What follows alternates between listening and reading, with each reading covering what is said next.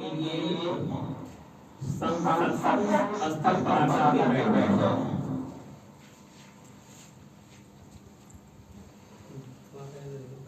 भक्तगण, भामिनी, बच्चे बच्चियां, बाल बाल एवं सत्संग सुनने के लिए आए हुए सत्संगी प्रेमी, वृद्ध माताओं एवं महानुभावों से मेरा अनुरोध है कि सत्संग को ध्यानपूर्वक सुनें, समझें तथा विचार करें।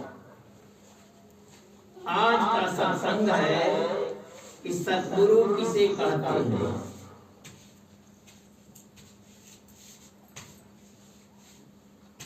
एक बार एक चोर चोरी करने के लिए शाम की बेला में अपने घर से निकल गया। रास्ते में जाते समय एक जगह सत्संग हो रहा था। चोरी का समय न होने के कारण चोर भी बैठ करके सत्संग सुनने लगा।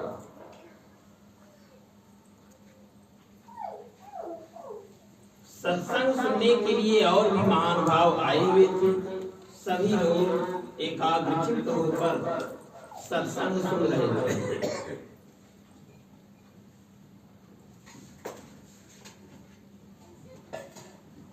चोर भी बैठ करके सत्संग सुनने लगा।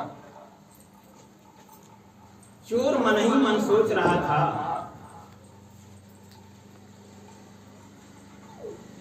कि सद्गुरु महाराज अच्छी अच्छी बातें बता रहे हैं।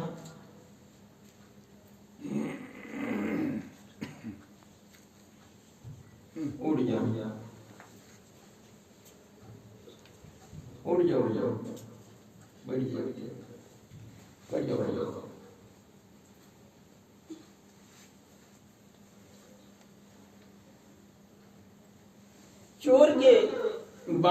चोर को दिमाग में बात बैठ रही थी। चोर मन ही मन विचार कर रहा था कि यदि मैं भी सद्गुरु महाराज से उपदेश ले लेता तो अच्छा ही होता। जब सत्संग समाप्त हुआ तो कुछ नए जिज्ञासु भी सत्संग सुनने के लिए आए। सद्गुरु महाराज का सत्संग सुनने के बाद वे लोग भी गुरु दीक्षा लेने लगे। चोर भी मन ही मन सोच रहा है कि मैं भी ब्रह्म विद्या का उपदेश सद्गुरु महाराज से ले लेता तो अच्छा ही होता। लेकिन फिर चोर सोच रहा है कि कहीं गुरु महाराज मेरा चोरी का काम बंद करा देंगे तो मेरे बच्चे खाने पीने बिना मर जाएंगे। बच्चों की पढ़ाई लिखाई कैसे होगी। चोर फिर सोच रहा है कि सद्गुरु भगवान से मैं प्रश्न करूंगा,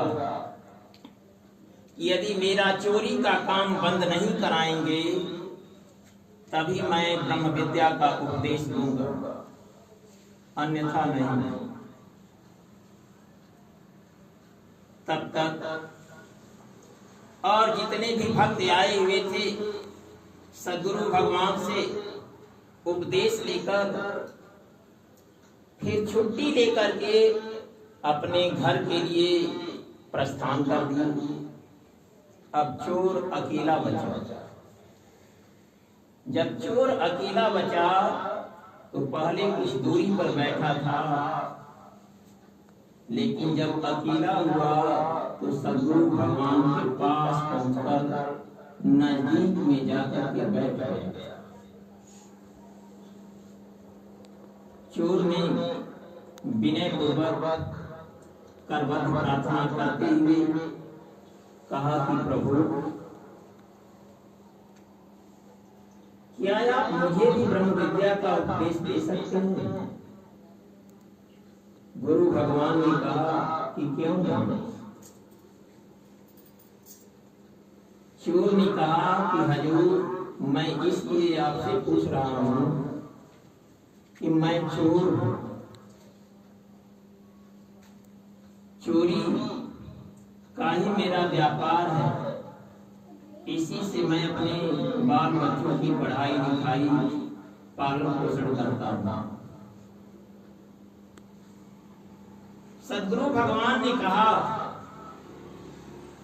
कि चाहे चोर हो, चाहे चांडाल हो, चाहे पापी हो या दुराचारी हो या पुण्यात्मा हो, भजन करने का अधिकार सबको है। जैसा कि श्रीमद् भगवद गीता में भगवान श्री कृष्ण अर्जुन से कहते हैं कि अपिचेत सदुराचारो भजते मामन्यभाव साधुरेव समन्तव्यो सम्यक व्यवस्थो ही सब। अर्थात अत्यंत दुराचारी, पापाचारी, दुष्टाचारी या पुण्यमय कोई भी हो, भजन करने का सबको अधिकार है। इसलिए मैं तुम्हें भी ब्रह्म विद्या का उपदेश दे सकता हूं। एक प्रश्न है मेरा। सदगुरु भगवान ने कहा कि वो क्या? चोर ने कहा कि हजूर, जब आप मेरा चोरी का रोजगार बंद नहीं कराएंगे तभी मैं आपसे ब्रह्म विद्या का उपदेश दे सकता हूं, अन्यथा नहीं। सदगुरु भगवान ने कहा कि मैं तुम्हारी बात मानने को तैयार हूं, लेकिन तुम्हें भी हमारी 4 बातें माननी होंगी। चोर ने कहा कि हजूर, कौन सी 4 बातें हैं? सदगुरु भगवान ने कहा कि पहली बात तो यह है कि किसी का नमक खाना तो उसके साथ दगेबाजी मत करना। पहली बात तो यह है कि किसी का नमक खाना तो उसके साथ दगेबाजी मत करना। चोर ने कहा कि हजूर, दूसरी बात? दूसरी बात यह है कि कहीं पर सत्संग होता रहे तो बैठकर अवश्य सुन लेना। चोर ने फिर कहा कि हजूर, तीसरी बात क्या है?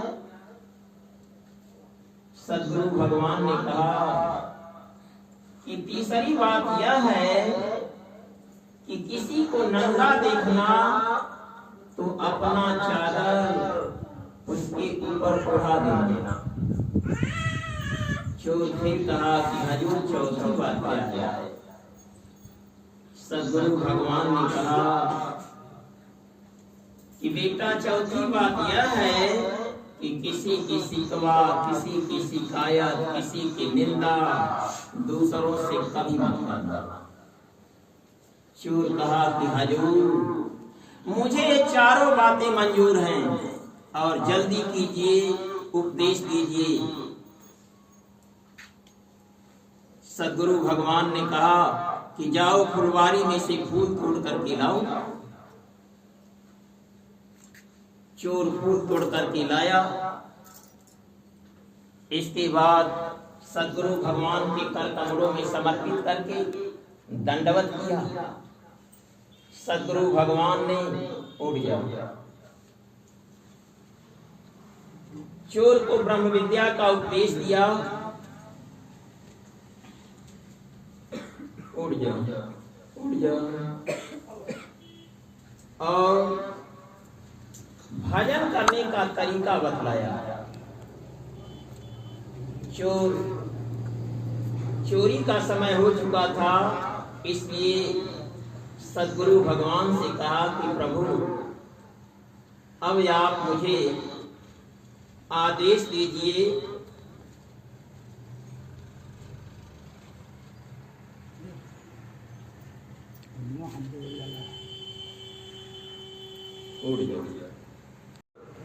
अब मेरा चोरी का समय हो चुका है, अब आप मुझे आदेश दीजिए, यानी छुट्टी दीजिए, मैं अब जल्दी से जल्दी जाना चाहता हूँ। सदगुरु भगवान ने कहा कि ठीक है बेटा जाओ। चोर सदगुरु भगवान को दंडवत किया। सदगुरु भगवान ने आशीर्वाद दिया। इसके बाद चोर चोरी करने के लिए चला गया। कुछ दूर जाने के बाद चोर गांव में एक घर में चोरी किया। उस घर में चोरी डाला जिस घर में 4 बहुएं थी। चारों बहुओं का गाना चुरा लिया। गाने को गठिया करके गट्ठर बांध करके सिर पर ले करके जब चोर घर से बाहर निकलना चाहा तो एक घर में ताला बंद था। चोर मन ही मन सोच रहा है कि चारों घर तो खुले थे लेकिन इस घर में ताला बंद है। इसका मतलब है कि इस घर में माल ज्यादा है। चोर अपने सर से गट्ठर को उतार करके ताले को तोड़ दिया। जब ताले को तोड़ा और सिकड़ी को उठाया, दरवाजा खोल करके जब ही घर में प्रवेश किया तो वह किचन रूम था, यानी रसोई घर था। तो उसमें मिला क्या कि पका पकाया भोजन, यानी चावल दाल सब्जी। चोर फिर सोच रहा है कि पता नहीं कब घर पहुंचूंगा, 2 निवाला खा ही ले। चोर थाली में चावल दाल सब्जी निकाल करके एक निवाला खाया और दूसरा ग्रास उठाया। तब तक उसे सदगुरु भगवान की बात याद आ गई। क्या कि सदगुरु भगवान ने उपदेश देते समय कहा था कि किसी का नमक खाना तो उसके साथ दगेबाजी मत करना। अब चोर नमक खा लिया तो फिर सोच रहा है चोर कि मैं इस घर का सारा गहना देकर ही जाऊंगा। तो जब एक निवाला खा ही लिया तो भर पेट खा लिया। चोर थाली में का पूरा खाना खा करके हाथ मुंह धो करके उसी घर में बैठ गया और सोच रहा है कि मैं इनका नमक खा लिया तो पूरा का पूरा गहना देकर ही जाऊंगा। फिर चोर सोच रहा है कि गट्ठर को छोड़ करके चलते हैं। फिर मन ही मन फिर विचार कर रहा है चोर, यदि गट्ठर को छोड़ करके जाता हूँ तो इस घर में 4 बहुएं हैं। जो बहू पहले उठेगी उसी के हाथ सारा सामान लग जाएगा। तो यह भी एक बेईमानी ही है। तो इससे अच्छा यही है प्रातः काल की बेला आ जाना, उठ जाना, उठ जाना, बैठ जाना।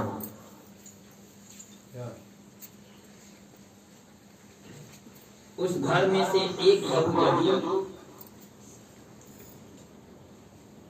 लघुशंका करने के बाद जब बहू किचन रूम में पहुंची कि शाम का जूठा बर्तन सब निकाल करके मांजने के लिए उसमें पानी डालना चाहिए, तब तक देखी कि किचन रूम में एक आदमी बैठा हुआ। बहू जोर आवाज से चिल्लाई, चोर चोर चोर। तब तक घर के सभी सदस्य जग गए और सभी के सभी जग करके घर से बाहर हो गए। चोर चोर की आवाज सुनकर मोहल्ले वाले भी जाग गए। सभी लोग उनके घर पहुंचे। यहाँ तक कि गांव का प्रधान भी जिसके घर चोरी हुई थी उसके घर पहुंच गए। किसी की हिम्मत घर के अंदर जाने की नहीं हो रही थी।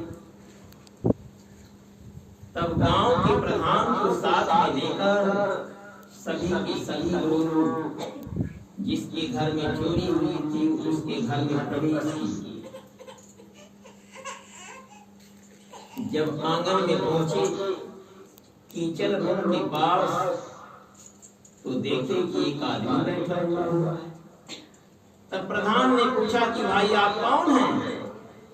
चोर ने कहा कि हजूर मैं चोर। प्रधान ने कहा कि यहाँ क्यों बैठे हैं? कहा हजूर मैं इनके घर का सारा गहना चोरी करके गट्ठर बांध करके सर पर लेकर के जा रहा था। तब तक मेरी निगाह इस कमरे में पड़ गई, कमरे पर, तो इस घर में ताला बंद था। तो मैंने सोचा कि सभी घर तो खुले थे, इस घर में ताला बंद है, इसका मतलब कि इसमें माल ज्यादा है। मैंने सर से अपने गट्ठर को उतार करके ताले को तोड़ दिया। दरवाजा खोल करके जब अंदर प्रवेश किया तो इसमें मिला क्या कि पका पकाया भोजन, चावल दाल सब्जी। मैंने सोचा कि पता नहीं कब घर पहुंचूंगा, भोजन ही कर ले। थाल में काट करके जब एक निवाला खाया और दूसरा ग्रास उठाया तब तक मुझे गुरु भगवान की बात याद आ गई। मौत से उठ कबीरा जा, नींद आधी मौत मानी जाती है। नींद निशानी मौत की, उठ कबीरा जाग, आया और रसायन छोड़ के नाम रसायन गा। गायक आपके गाते हैं, क्या गाते हैं? निदिया वही घरे जई हो, किस घर? जई मुखरा मना मनैया रे निदिया वही घरे जई हो। इसका मतलब कि भजन ढंग से नहीं हो रही है, भजन की चाह नहीं है, आस्था कमजोर होती जा रही है और माया में ज्यादा लिपायमान होते जा रहे हैं। नींद नहीं आएगी जब भजन की श्रद्धा रहेगी, लगन रहेगी तब। सुनिए, प्रधान ने कहा कि तब क्या हुआ?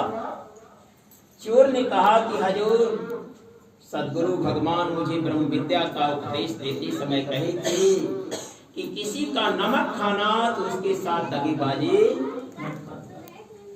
इसलिए मैं इस घर का नमक खा लिया तो मैं पूरा का पूरा गहना दे करके जाना चाहता हूँ। प्रधान मन ही मन सोच रहे हैं कि है तो चोर लेकिन बहुत बड़ा गुरुभक्त दिखाई दे रहा है। चोर फिर बोला कि हजूर क्या सोच रहे हैं, जल्दी कीजिए, चारों बहुओं को बुलाइए, मैं सबका सामान दे करके जाना चाहता हूँ। प्रधान ने चारों बहुओं को बुलाया। चोर ने गट्ठर खोल दिया।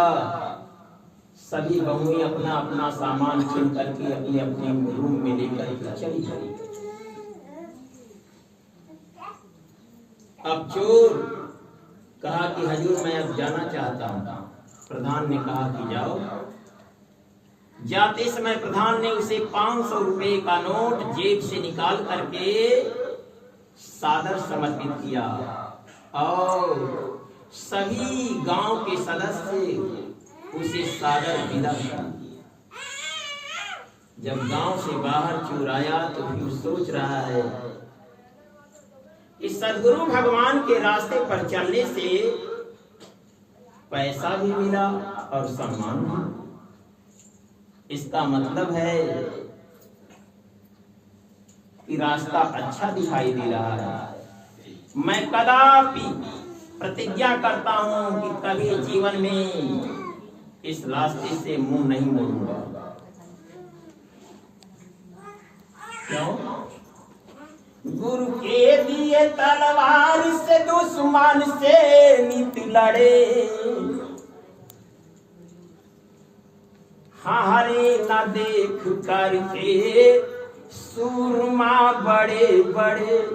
अकेला था लेकिन देखिए गुरु पर कितना भरोसा था कि पूरे गांव के नगर निवासियों से वो डरा नहीं।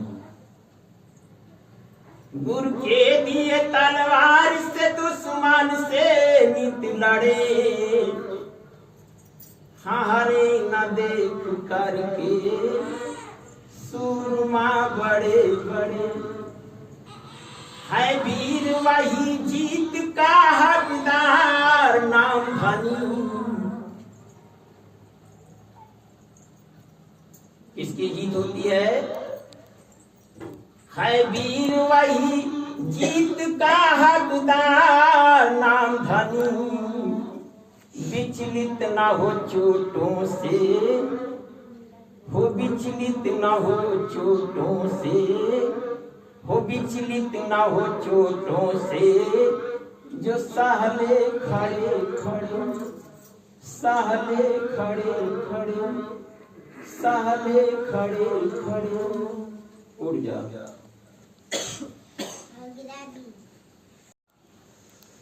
दूसरी रात फिर चोरी करने के लिए चोर शाम की बेला में अपने घर से बाहर निकल गया।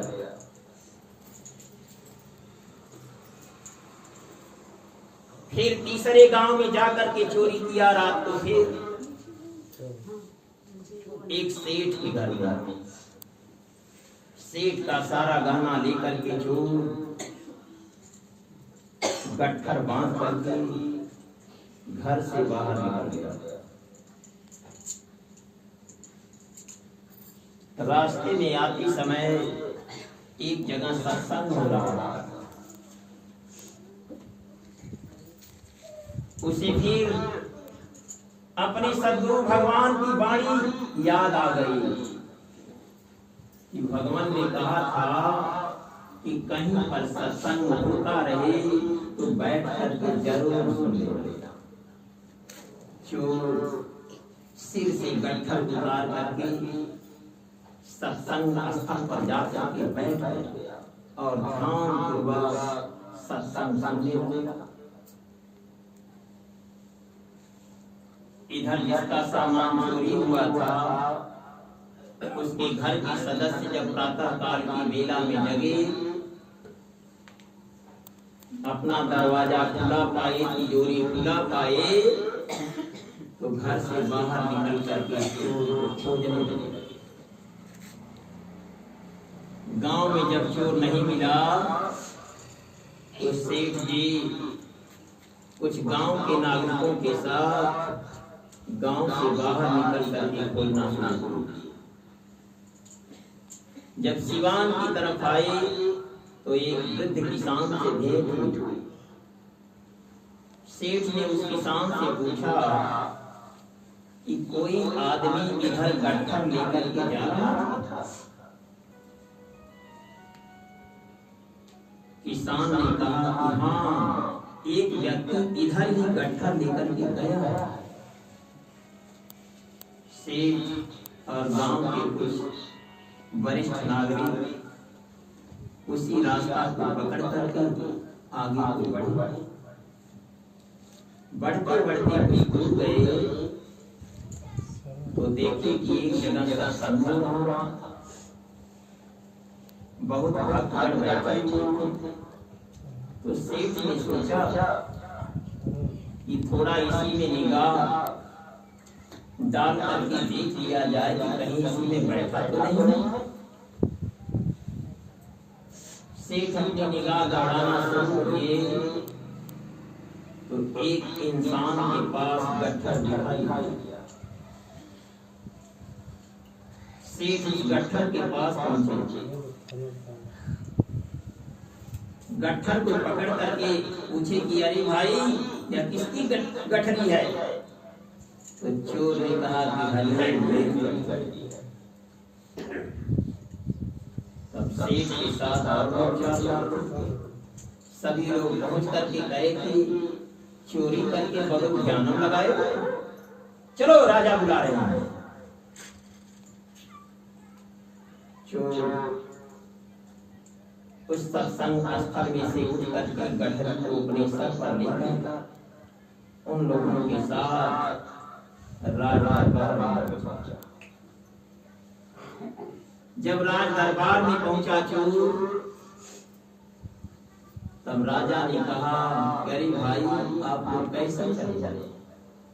तो सेठ ने कहा कि हजूर यह चोर है, मेरे घर का सारा गहना चोरी कर लेकर जा रहा था, इसे पकड़ कर हम लोग आपके राजमहल पहुंचे हैं, जल्दी कीजिए, फैसला सुना दीजिए। राजा ने उस चोर से पूछा कि सही बात है तुम चोरी किए हो? चोर ने कहा कि हजूर सही बात है, मैं चोरी अवश्य किया। राजा ने कहा कि तुम कैसे पकड़ लिए गए? चोर ने कहा कि हजूर ये लोग क्या मुझे पकड़ते, मैं अपने गुरु भगवान की बात मान रहा हूं जिससे ये लोग पकड़ कैसी बात?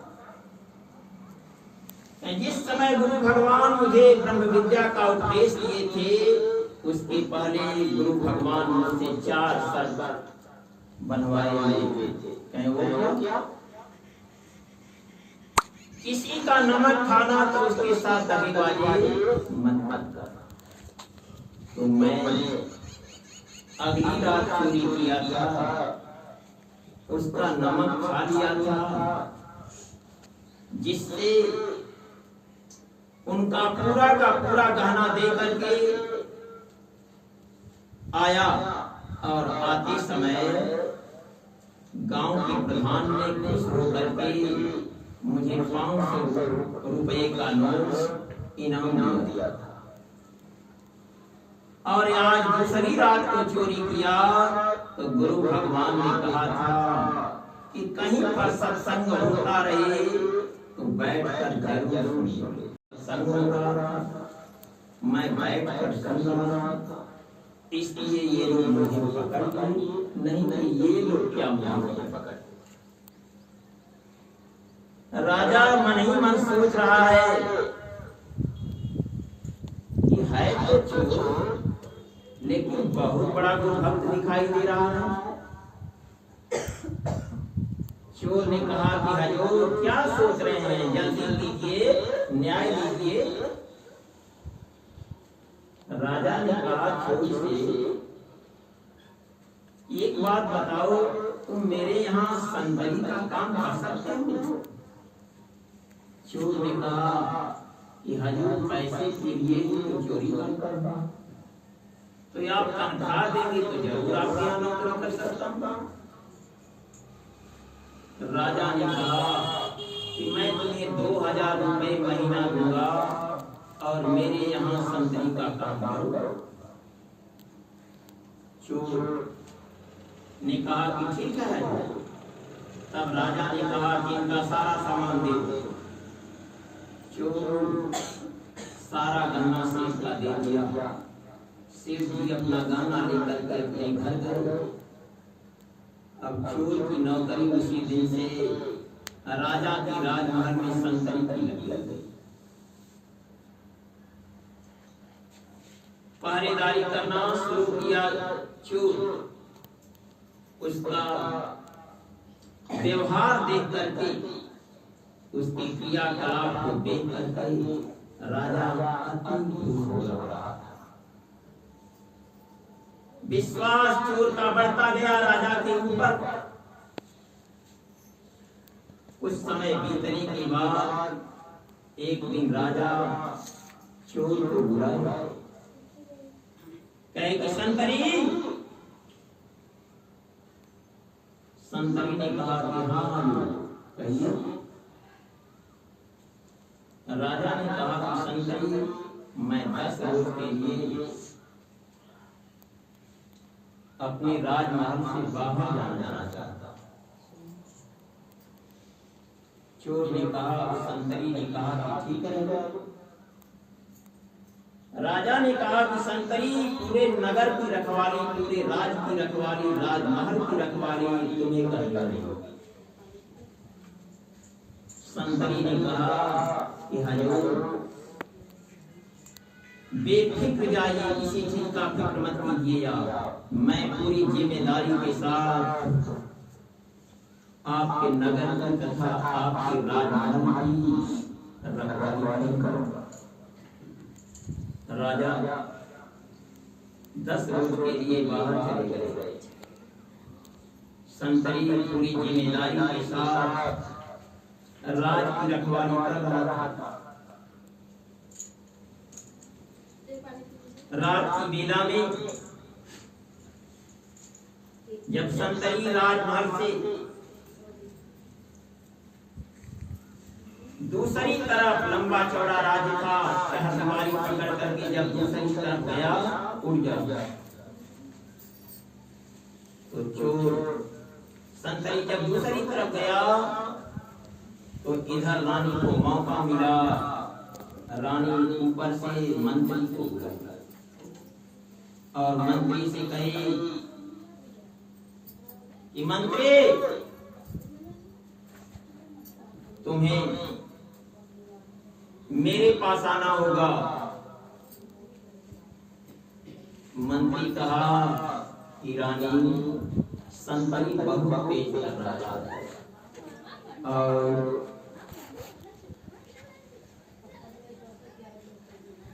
हम लोगों की खैरियत नहीं होगी। उड़ जाओ।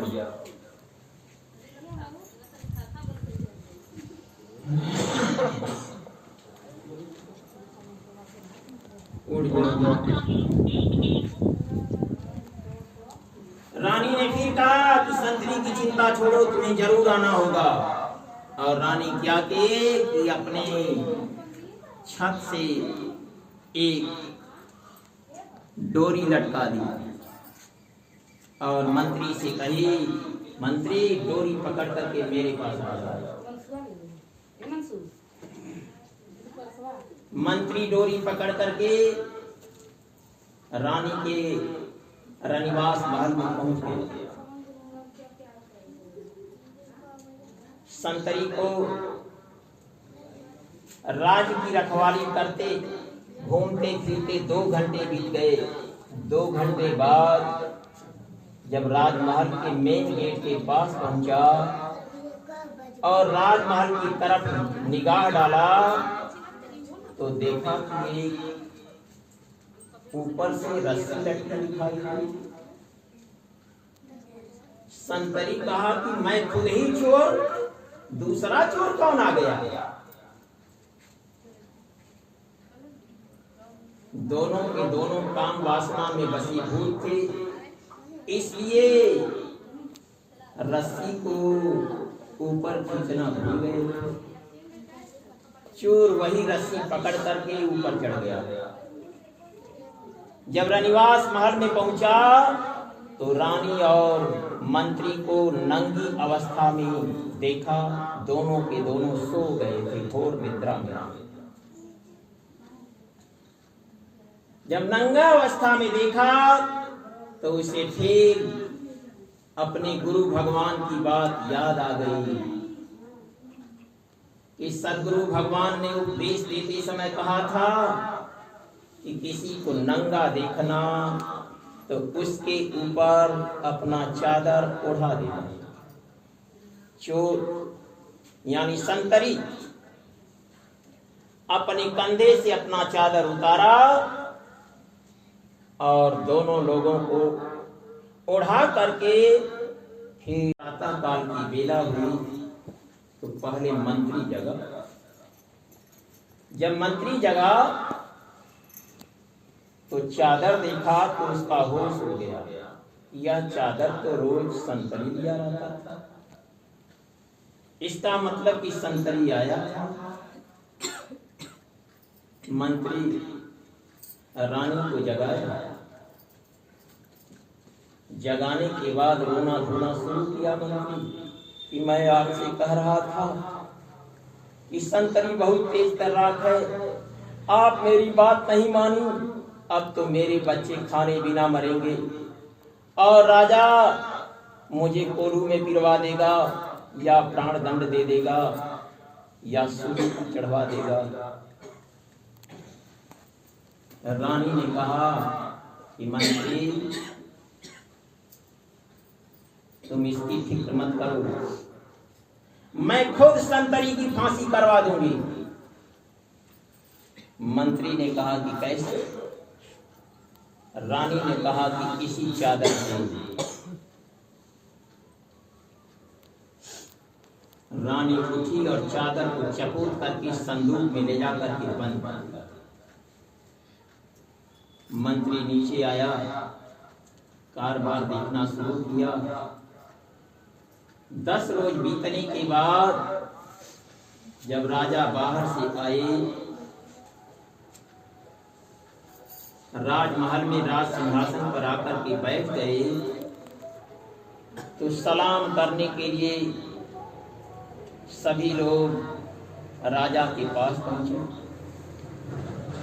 बाबू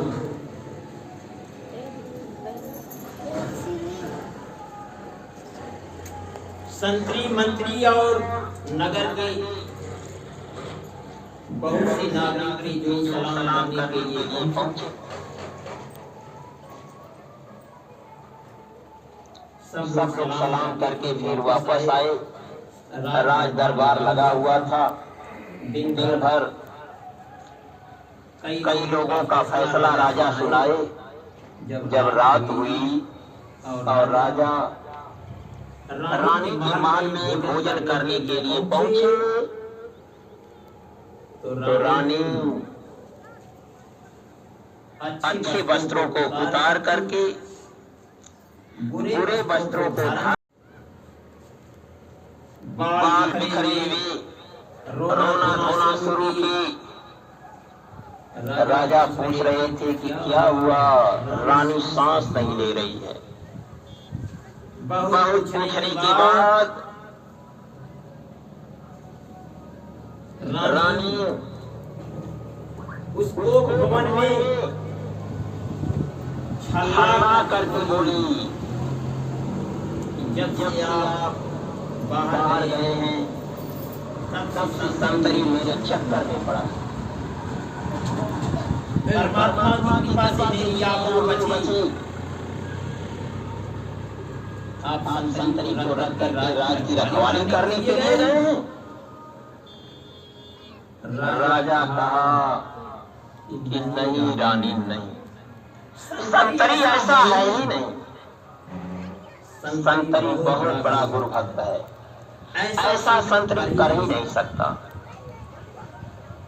रानी कही कि मैं आपकी रानी हूँ, मैं आपकी धर्म पत्नी हूँ, आप मेरी वाणी पर विश्वास नहीं कर रहे हैं और 10 रोज से नौकरी करने के लिए संतरी आया हुआ है तो आप उसकी बातों पर विश्वास कर रहे हैं। राजा फिर भी मानने को तैयार नहीं था। कहा कि नहीं, ऐसा संतरी हो ही नहीं सकता। रानी छला करके उठी, संदूक खोल करके चादर को ले आकर के राजा के मुंह पर फेंकी। देखिए चादर किसका है? अब राजा स्तब्ध हो गया। थोड़ी देर बाद तब राजा ने कहा कि ठीक है, तुम अच्छे वस्त्रों को धारण करो और जो कहो सो उसे दंड दिया जाएगा। रानी ने कहा कि कल सुबह 12 बजे दिन में संतरी को फांसी दे दी जाए। राजा कबूल किया, ठीक है, तुम अच्छे वस्त्रों को धारण करो, चलो भोजन कराओ। रानी गई, अच्छा वस्त्र धारण करके राजा को भी भोजन लिया करके दी। राजा भोजन करके रात में सही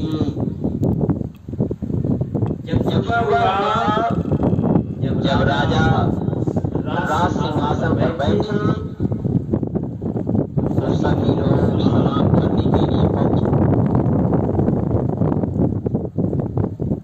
मंत्री के साथ संतरी भी पहुंचा हुआ था। मंत्री तो डर रहा था, होगा आज मेरी जिंदगी चली जाएगी, चोर की दाढ़ी में तिनका।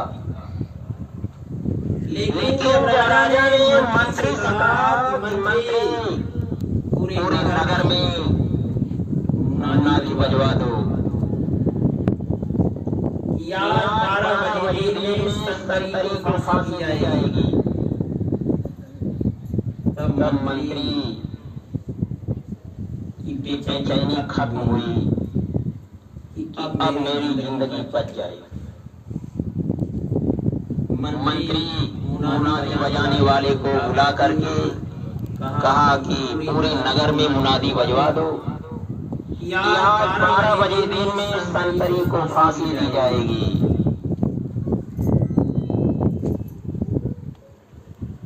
संतरी सलाम करके अपनी ड्यूटी लग गया। जब 11 बजे नगर के निवासी इकट्ठा हुए, तब फिर राजा मंत्री को बुला करके राजा ने मंत्री से कहा कि जाओ संतरी को बुला लाओ, उससे पूछ लिया जाए क्या खाना चाहता है, क्या पीना चाहता है, किससे भेंट करना चाहता है, उसकी आखिरी ख्वाहिश क्या है। मंत्री संतरी के पास पहुंचा। संतरी को साथ में लेकर के मंत्री जब राजा के पास हाजिर हुआ तो राजा देखा कि संतरी हंसता हुआ नजर आ रहा था, एकदम खुश दिल था, जरा सा उसे चिंता नहीं थी। राजा ने कहा कि संतरी, किसी का फांसी का डेट तय कर दिया जाता है तो कोई रोता है, चिल्लाता है, अन्याय विनय करता है, कहता है कि मैं फला से मिलना चाहता हूँ, मेरी आखिरी ख्वाहिश यह है, मैं यह खाना चाहता हूँ, और तुम बिना किसी चिंता के बेफिक्र होकर के हंसते हुए नजर आ रहे हो, कारण क्या है? संतरी ने कहा कि हजूर जल्दी कीजिए, मुझे फांसी दीजिए, मेरे चारों धाम पूरे हो चुके हैं। राजा ने कहा कि चारों धाम का सच? संतरी ने कहा कि हजूर 2 धाम की बात मैं आपको बता चुका हूँ, जिसके चलते आपके यहाँ मेरी संतरी की नौकरी करी।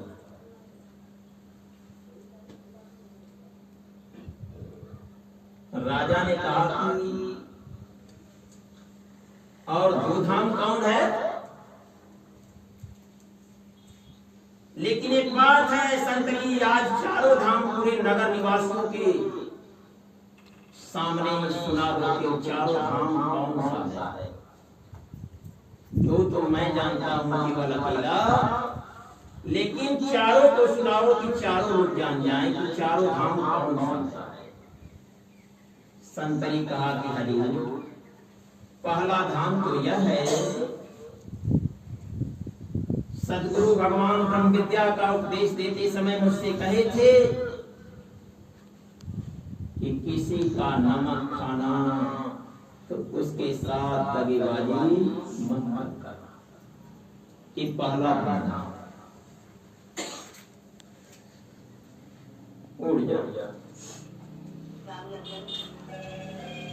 राजा ने कहा कि दूसरा धाम। संतरी ने कहा कि दूसरा धाम यह है, गुरु भगवान ने कहा था कि कहीं पर सत्संग होता रहे तो बैठकर जरूर सुने।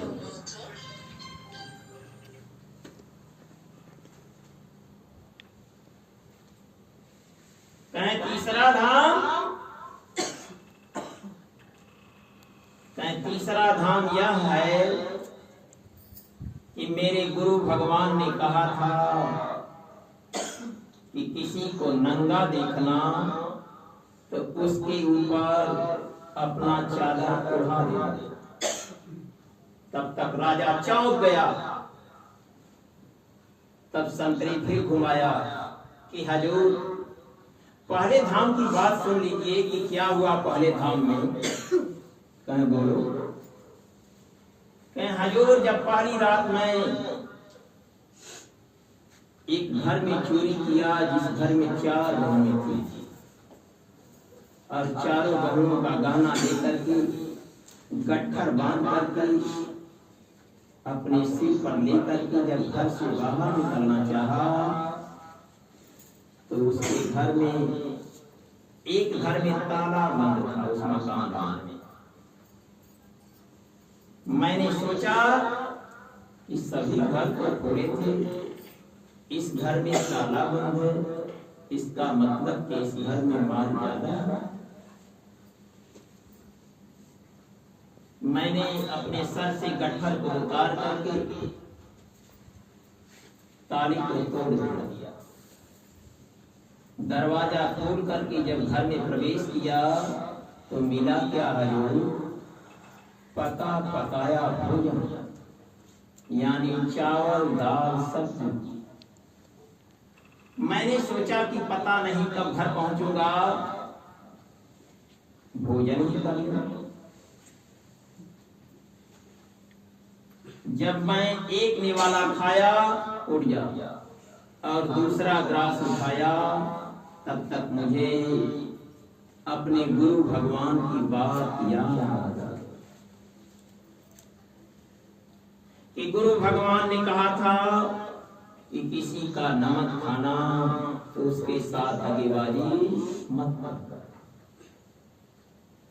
तब मैं किया क्या कि जब नमक खा ही लिया तो मैंने सोचा कि पेट भर खा लिया और इनका पूरा का पूरा सामान देकर जाऊंगा।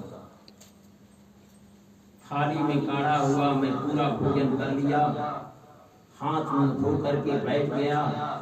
जब प्रातः काल हुआ सभी बहुएं जगी तो गांव के प्रधान के साथ लेकर के सभी लोग मेरे पास आए।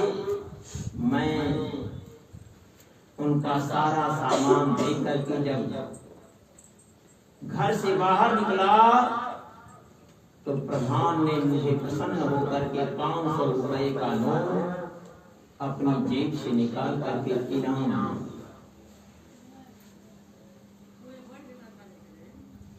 जब दूसरी रात चोरी किया, चोरी करके मैं जा रहा था, एक जगह सत्संग हो रहा था तो गुरु भगवान की बात फिर याद आ गई कि गुरु भगवान ने कि कहीं पर सत्संग होता रहे तो बैठकर जरूर सुने। जब मैं सत्संग सुनने लगा तो जिसका सामान चोरी गया था वह खोजते खोजते उस स्थान पर पहुंचा और गट्ठर देख करके मुझे पकड़ लिया। जब पकड़ करके आपके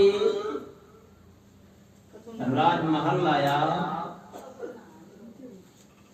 तो आपने उसका पूरा सामान दिलवा दिया और आपने कहा कि मेरे यहाँ संतरी का कार्य करो, मैं तुम्हें 2000 रुपये इनाम दूंगा। अब तीसरी बात सुन लीजिए कि तीसरा धाम कौन था जो आप मेरी बात सुन करके राज सिंहासन से उठ करके चौंक गए। तो तीसरी बात सुन लीजिए, राजा ने किया जब आप 10 रोज के लिए चले गए थे बाहर, रात्रि की वेला में राजमार्ग से एक डोरी लटकी हुई दिखाई दे रही थी। मैं डोरी पकड़ करके जब रनिवास महल में पहुंचा तो रानी और मंत्री को नंगा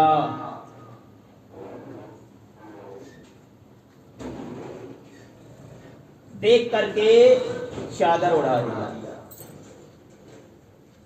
और चादर उड़ा करके नीचे चला गया। कहें चौथा धाम कौन है? कहें हजूर, चौथे धाम के लिए मेरे गुरु भगवान ने मना किया है। कहें वो क्या? कहें चौथा धाम यह है कि किसी की शिकवा, किसी की शिकायत, किसी की निंदा किसी से करना मत।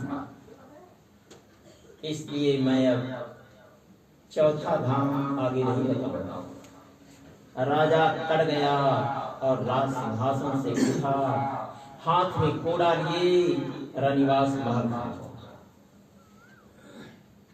जाकर के रानी से पूछा कि रानी सही सही बताओ कारण क्या है। रानी थी क्रिया चरित्रम स्वरूपी। तब राजा उठा करके 10 कोड़ा मारा। जब 10 कोड़ा मारा तो रानी कबूल दी। जब रानी कबूल दी तब राजा वहां से फिर राज सिंहासन पर आकर के बैठ गए और मंत्री को बुला करके कहे कि मंत्री जाओ रानी को साथ में लेकर आओ। रानी के पास मंत्री पहुंचा और साथ में लेकर के रानी को मंत्री राजा के सामने हाजिर। राजा ने जल्लादों को आदेश दिया कि अब संतरी की फांसी नहीं होगी, मंत्री और रानी की फांसी उसी समय पर होगी और ले जाओ। अब समय पूरा होने वाला है और इन दोनों को फांसी दो। इन दोनों को फांसी दे दो। जब इन सबों को फांसी दे दी गई तो इधर संतरी क्या सोच रहा है अपने गुरु के विषय में। और आप लोगों से भी मेरी गुजारिश है क्या कि भरोसा रखो वे अजय शेर नहीं है। भरोसा रखो वे अजय शेर नहीं है, लेकिन यह भी सच है कि वे तीतर बटे नहीं है। संशय न करो। अरे भरोसा रखो वे अजय शेर नहीं है और यह भी सच है कि वे तीतर बटे नहीं है। संशय न करो और नहीं पीठ दिखाओ। संशय न करो और नहीं पीठ दिखाओ, पर कहता है नाम है देर मगर नाम धनी अंधेर नहीं है। अंधेर नहीं है, अंधेर और होता है तो देखिए कष्ट से घिरा हुआ है, लेकिन फिर भी गुरु के ऊपर उसका भरोसा है और काम सफल होता है। आगे सुनिए कि तादाद में वे ज्यादा हैं, तादाद में वे ज्यादा हैं, यह बात सही है, पर यह भी सच है कि मुर्शिद ने तेरी बांह भरी है। तादाद में वे ज्यादा हैं यह बात सही है, पर यह भी सच है कि मुर्शिद ने तेरी बांह पकड़ी है। रखेंगे लाज, भरोसा रखिए, रखेंगे लाज, एक दिन वह बांह गएगी। रखेंगे लाज, एक दिन वह बांह गएगी। लेकिन कहता है नाम धनी, लेकिन कहता है नाम धनी कि घंटों महीनों वर्षों की यह जंग नहीं है। घंटों महीनों वर्षों की यह जंग नहीं है। घंटों महीनों वर्षों की यह जंग नहीं है। पूरी जिंदगी चलना होगा। आगे क्या लिखा गया है? गर जंग में उतर ही गया तो छोड़िए फिकर। उस दिन तो आप लोगों ने कहा कि मैं भजन करूंगा, तो गर जंग में उतर ही गया तो छोड़िए फिकर। आगा पीछा ना सोचो, चलने दो उम्र भर।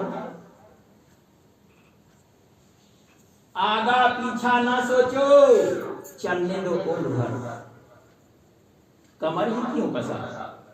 कुछ दिन उपदेश लेते समय तो आप लोगों ने कहा कि मैं भजन करूंगा, चाहे लाख तूफान आए, चाहे जान भी अब जाए, लेकिन मिलके न होंगे जुदा। और आज क्या हो रहा है? वही बात कि कमर ही क्यों कसा अगर भागना था तुम्हें। कमर ही क्यों कसा अगर भागना था तुम्हें। तो कहता है नाम धनी कि ओखर में जब सिर डाला, अरे ओखर में जब सिर डाला तो मूसल से क्या किया? तो कुटाई होगा। आगे सुनिए कहानी। हुआ क्या? अब रानी और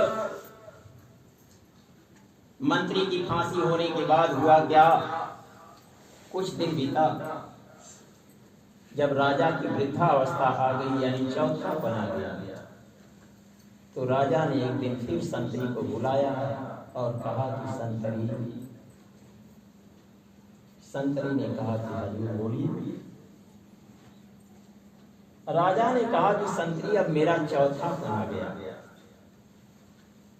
और अब मैं भगवान का भजन करने के लिए एकांत में जाना चाहता हूं।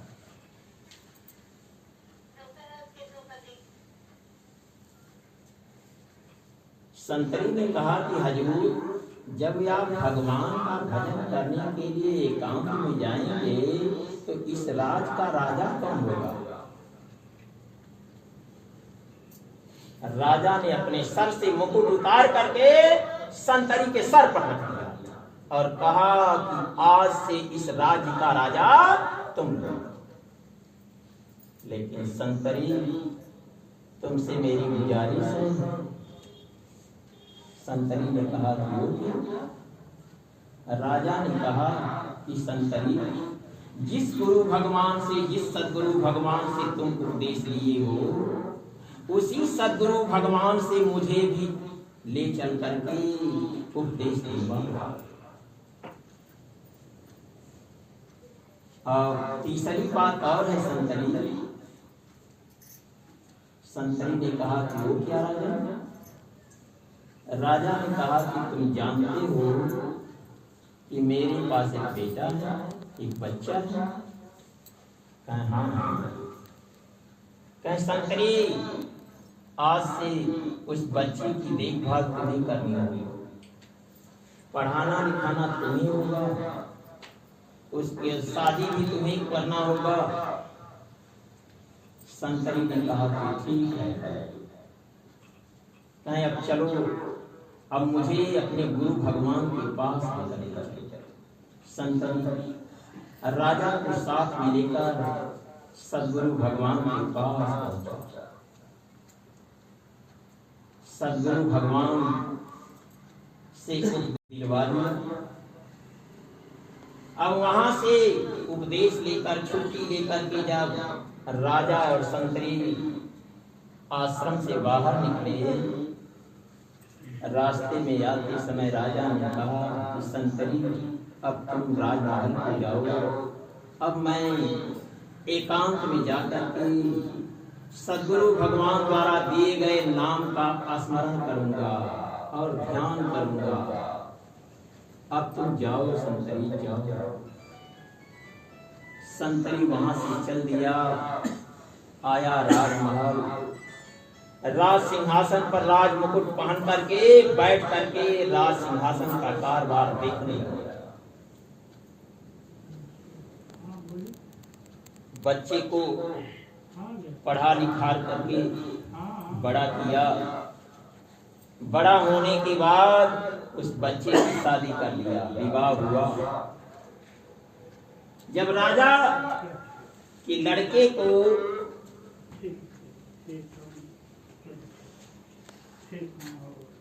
राजा के लड़के की शादी होने के बाद जब 5 वर्ष व्यतीत हुए तो एक बच्चा पैदा हुआ। जब उस बच्चे की उम्र 5 वर्ष हुई तब संतरी एक दिन राजा के लड़के को बुला करके कहा कि बेटा, अब मेरा भी चौथा बना है और मैं अब अपने गुरु भगवान की सेवा पूजा ध्यान करने के लिए मेरे गुरु भगवान की अब बुढ़ाई आ चुकी है। अब मैं अपने गुरु भगवान की सेवा करने के लिए गुरु भगवान के पास जाना चाहता हूं। राजा के लड़के ने कहा, अंकल जी, जब आप अपने गुरु भगवान की सेवा पूजा करने के लिए गुरु भगवान के पास जाएंगे तो इस राजा कौन होगा? संतरी ने अपने सर से मुकुट उतार करके राजा के लड़के के सर पर रख दिया और कहा कि बेटा, आज से इस राज्य का राजा तुम रहो और मैं अपने गुरु भगवान की सेवा करने के लिए गुरु भगवान के पास जा रहा। संतरी गुरु भगवान के पास आया। गुरु भगवान को फल, फूल, पत्ता, कुछ द्रव्य सागर गुरु भगवान के चरणों में समर्पित करके साष्टांग दंडवत किया और कहा कि प्रभु, अब आज से मैं कहीं नहीं जाऊंगा और आपकी सेवा में रहूंगा। गुरु भगवान बहुत खुश हुए। क्यों? किसी के घर जब बच्चा पैदा होता है, बिना बच्ची का घर कैसा लगता है जानते हैं आप लोग? घर लगता है श्मशान एक संतान के बिना। जिस घर में बच्चा नहीं है उस घर को घर कैसा श्मशान भूमि है। घर लगता है श्मशान एक संतान के बिना, अब पत्थर का भाव हीरा है पहचान के बिना।